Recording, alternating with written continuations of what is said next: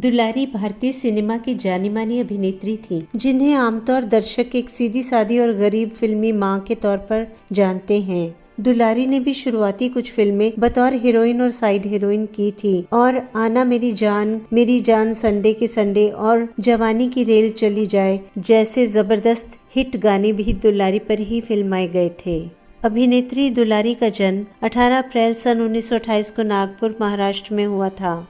दुलारी के अनुसार उनके पूर्वज पीढ़ियों पहले उत्तर प्रदेश के अवध क्षेत्र से आकर नागपुर में बस गए थे। अपने माता पिता की दुलारी पहली संतान थी और घर में उनसे छोटे 2 भाई थे। यूं तो दुलारी का नाम अंबिका रखा गया था, लेकिन घर में उन्हें सब राज दुलारी कहकर बुलाते थे, जो आगे चलकर सिर्फ दुलारी रह गया। उनके पिता डाकतार विभाग में नौकरी करते थे, लेकिन अभिनय का उन्हें इतना शौक था कि अभिनेत्री अरुणा ईरानी के नाना की नाटक कंपनी जब नागपुर आई तो नौकरी छोड़कर वे उस कंपनी के साथ मुंबई आ गए। ये सन 1930 के दशक में हुआ था। नेशनल स्टूडियो को सोहराब मोदी की कंपनी मिनर्वा मूवीटोन ने खरीदा तो उन्होंने दुलारी को 7 साल के लिए नौकरी पर रखना चाहा, लेकिन कॉन्ट्रैक्ट की कुछ शर्तें मंजूर न होने की वजह से दुलारी ने उस प्रस्ताव को ठुकरा दिया।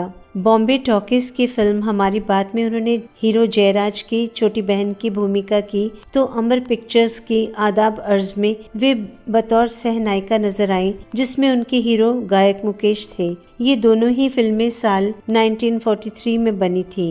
अगले करीब 35 सालों में दुलारी जब प्यार किसी से होता है, मुझे जीने दो, अपने हुए पराए, आए दिन बाहर के, अनुपमा, तीसरी कसम, पड़ोसन, आराधना, आया सावन झूम के, चिराग, इंतकाम, आन मिलो सजना, हीर रांझा, जॉनी मेरा नाम, कारवां, गंगा की सौगंध, बीवी ओ बीवी, नसीब और धर्माधिकारी जैसी करीब 135 फिल्मों में छोटी बड़ी चरित्र भूमिकाओं में नजर आईं और फिर एक रोज उन्होंने खामोशी से फिल्मी दुनिया को अलविदा कह दिया।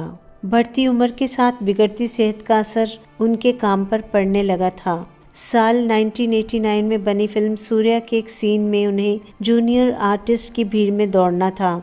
निर्देशक इस्माइल श्रॉफ के एक्शन कहते ही उन्होंने दौड़ना शुरू किया, लेकिन गठिया की बीमारी की वजह से वे कुछ दूर जाकर गिर पड़ी। जूनियर आर्टिस्ट की भीड़ उनके पीछे दौड़ी चली आ रही थी। अभिनेता सलीम गौस ने, जो उनके बेटे की भूमिका में थे, बहुत मुश्किल से उन्हें कुचले जाने से बचाया और इस प्रयास में उन्हें भी हल्की चोटें आईं। इसके बाद उन्होंने रिटायरमेंट लेना ही बेहतर समझा। फिर कई साल बाद निर्देशक गुड्डू धनोआ के आग्रह पर उनकी फिल्म जिद्दी में एक भूमिका की। इस तरह साल 1997 में रिलीज हुई जिद्दी उनकी आखिरी फिल्म साबित हुई।